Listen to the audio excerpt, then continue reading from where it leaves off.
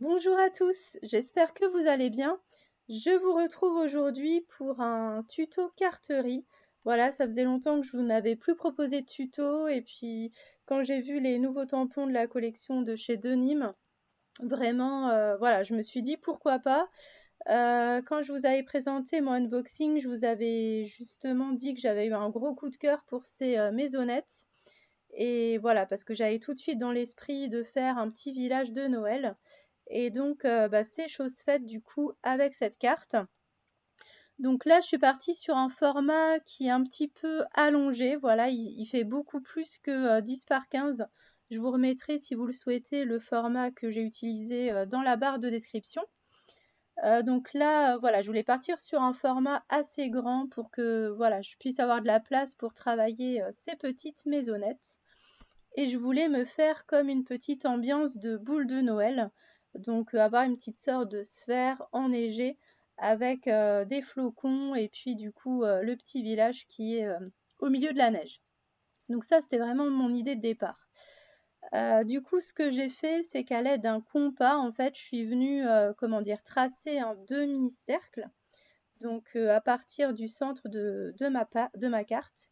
Donc voilà, tout simplement, je l'ai positionné sur un petit carton et puis le trou, je l'ai vraiment fait au ras de la base de ma carte pour éviter du coup d'avoir un trou dans le papier. Et voilà, je l'ai un petit peu ajusté de manière à avoir un petit arc de cercle. Histoire aussi d'avoir une petite ligne, une démarcation qui soit bien droite. Voilà pour ça. Donc ensuite, vous m'avez vu utiliser la technique du cache. Donc c'est vraiment une technique que j'utilise très souvent quand je fais des carteries avec un fond aquarellé. Voilà, donc là c'est très facile. En plus de ça, les motifs de ces maisons sont très très faciles à détourer. En plus, j'ai pris la plus simple. Donc c'est celle du milieu avec le petit sapin. Vraiment, il n'y a aucun souci. La seule petite chose qu'il y a à retenir quand vous faites la technique du cache, pour celles qui ne le savent pas, c'est vraiment il ne faut pas laisser de blanc. C'est-à-dire qu'il faut vraiment couper sur le trait du tampon. Donc c'est pour ça que vous m'avez vu zoomer un petit peu à cet endroit-là. C'est vraiment, voilà, c'est important parce que sinon vous allez voir apparaître en fait du blanc. Parce que du coup, votre tampon, il va pas se faire à ras des autres tampons. Donc on aura moins un effet de scène en fait, de scène et de profondeur. Voilà. Alors que, à l'inverse, quand vous découpez un tampon que vous avez colorisé pour le recoller sur un projet, là par contre, effectivement, j'aime bien laisser un petit peu de blanc pour justement que le tampon ressorte mieux. Mais du coup, la technique du cache, ça se fait autrement. Donc voilà pour ça. Ensuite, je voulais une ambiance un petit peu, voilà, c'est la nuit, c'est un hiver givrant, donc je voulais du bleu, mais un bleu quand même assez profond. Donc j'ai démarré vraiment par une couche très claire en fait, vraiment un lavis très très clair pour me permettre d'avoir une couche en fait et puis un petit fond de départ, une base de départ. Et je viens comme ça assombrir de plus en plus. Donc d'abord je dilue moins, ensuite je rajoute des bleus un petit peu plus soutenus. J'ai plus forcément les noms parce que je l'ai vraiment fait au feeling en fait. Je piochais dans ma palette au fur et à mesure et puis dès que la couleur me convenait, j'y allais tout simplement. Voilà, et puis à la toute fin, je viens renforcer justement les ombres en ajoutant du grid paint. Donc voilà, c'est ce que vous me voyez faire. Donc là, l'objectif, c'est vraiment de renforcer le côté un petit peu bombé parce que voilà, je veux que ce soit comme une petite boule de Noël, enfin en tout cas une demi-sphère. Donc je viens vraiment assombrir sur le haut de ma sphère et également sur les côtés. Et après, vous le verrez, je viens également renforcer le contraste sur le haut de ma carte parce que je trouvais que ça faisait bizarre en fait de laisser un haut un petit peu blanc. Voilà, donc comme ça on a vraiment un dégradé en fait. On a le milieu qui est finalement plus clair que les côtés et le haut de la sphère. Et je trouve du coup que c'est un petit peu plus réaliste. Donc là vraiment je ne sèche pas au heat gun, je laisse les couleurs fuser entre elles tranquillement. Et voilà, ce que j'aime bien aussi avec cette technique, c'est que je viens vraiment travailler les contrastes au fur et à mesure. Donc c'est-à-dire que plus on attend et moins finalement l'encre va fuser. et donc plus ça va vous renforcer les contrastes là où vous le souhaitez. Donc une fois que tout est bien sec, parce qu'en fait le risque c'est qu'avec la main en fait vous pouvez sans faire exprès taper dans votre fond et puis du coup ça peut vous faire des petites marques. Donc il faut faire attention à ça. Donc là je viens travailler mes petites maisonnettes. Voilà, moi je les vois comme des maisons en pain d'épices. Donc je les travaille tout d'abord avec une couleur très très claire. Donc pour ça je dilue du beige, alors j'ai plus les couleurs en tête, hein, je suis désolée. Mais voilà, j'utilise beaucoup, là c'est ma palette d'un petit peu tous les jours, donc c'est surtout Winsor & Newton et Sennelier que j'utilise là. Donc je viens utiliser en fait un mélange avec une couleur un petit peu peau et une couleur beige. Donc ça me fait une couleur très très claire, donc qui me sert vraiment de base pour mes petites maisonnettes. Et ensuite, je viens les assombrir, donc en rajoutant de plus en plus de marron, voilà, pour obtenir vraiment une couleur de plus en plus foncée. Là, j'ai voulu faire une ombre sur le côté gauche de ma maisonnette. Pourquoi? Parce qu'il y a un sapin, tout simplement. Donc, je me suis dit que ça rajouterait de l'ombre au niveau de la maison. Donc, voilà, j'ai préféré le faire de ce côté-là. Et ensuite, je viens vraiment travailler mes petites maisonnettes et j'essaye de jouer sur les nuances. Alors, ça va pas forcément se voir sur l'écran, sur la vidéo, mais de temps en temps, je vais rajouter des petites touches d'ocre, mais vraiment très très légères. Parce que finalement, au niveau du pain d'épices, vous avez différentes tonalités en fait. Vous en avez qui sont plus vers le marron, d'autres s'attirent plus vers le miel. Et donc, c'est vraiment cet effet-là que je voulais. Donc, il y a des maisonnettes qui sont qui tirent vraiment plus sur le marron et d'autres qui sont plus vers la couleur miel. Donc là, vous voyez, j'hésite pas à renforcer les ombres quand je juge qu'elles sont pas assez suffisantes.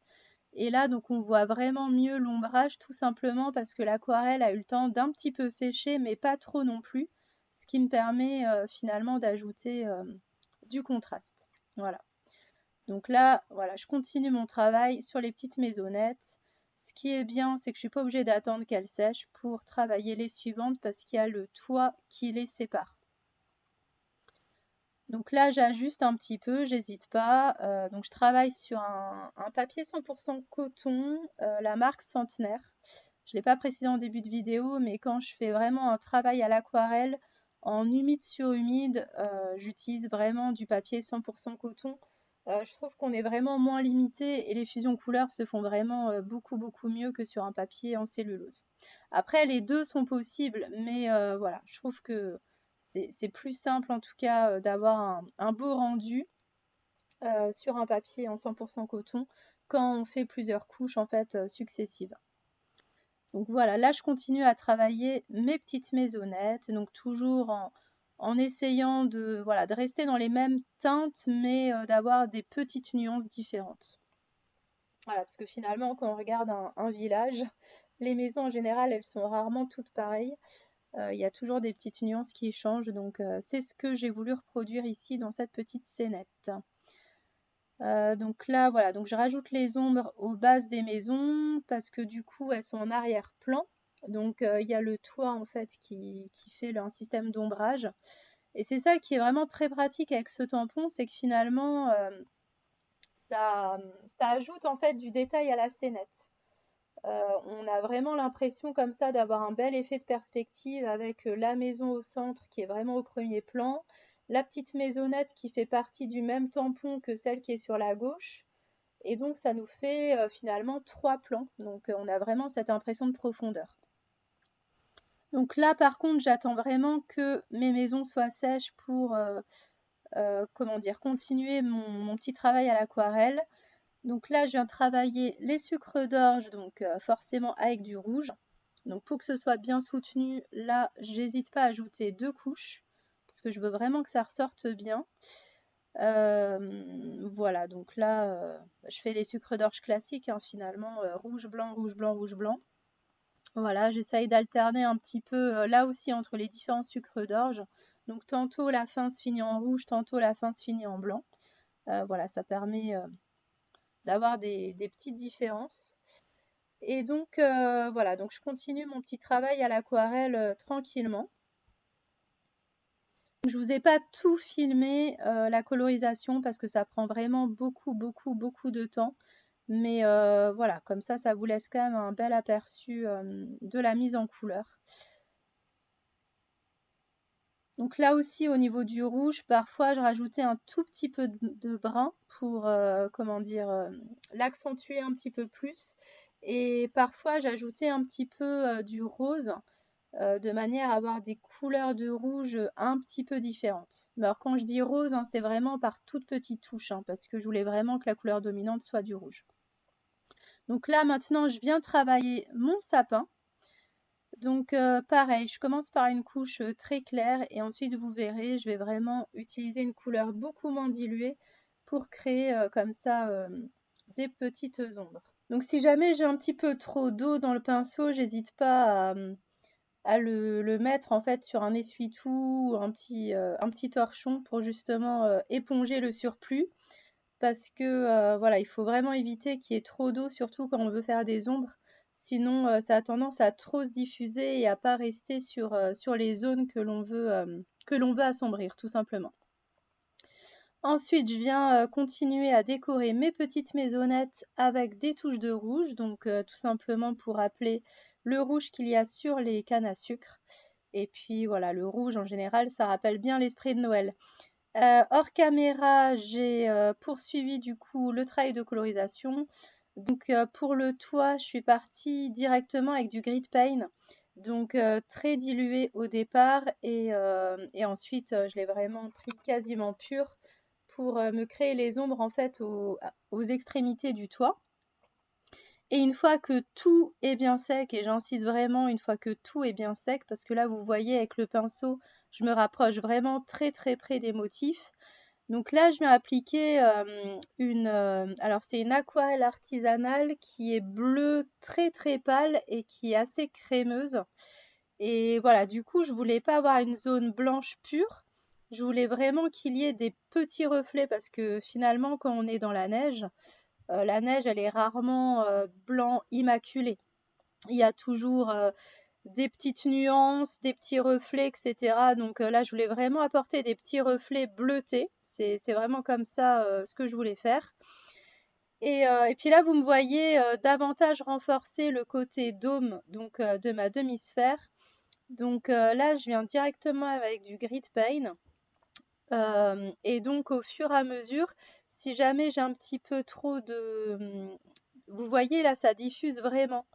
Et le côté qui se diffuse un petit peu trop, en fait, je vais l'éliminer par la suite en, comment dire, vous le verrez après. Donc là, j'applique vraiment mon grit paint. Donc vous voyez, il y a des zones où ça diffuse un petit peu trop à mon goût. Et donc je viens rincer le pinceau que j'ai ensuite un petit peu essoré entre guillemets avec un essuie-tout. Et puis je viens comme ça lisser en fait le contour. Ce qui va me permettre de, comment dire, d'avoir une zone un petit peu mieux définie. Et donc, je recommence cette opération, mais j'attends vraiment que ce soit beaucoup plus sec pour éviter que l'encre diffuse de trop. Là, je rajoute un petit sol, mais vraiment, c'est pour ajouter une petite touche d'ombre. Voilà, et puis là, vous allez me voir rajouter vraiment ma dernière couche de grit paint. Donc, c'est vraiment, là, vous voyez, ça diffuse beaucoup moins. Et j'ai rien touché, enfin c'est-à-dire que j'ai vraiment laissé sécher naturellement, j'ai pas du tout utilisé le heat gun.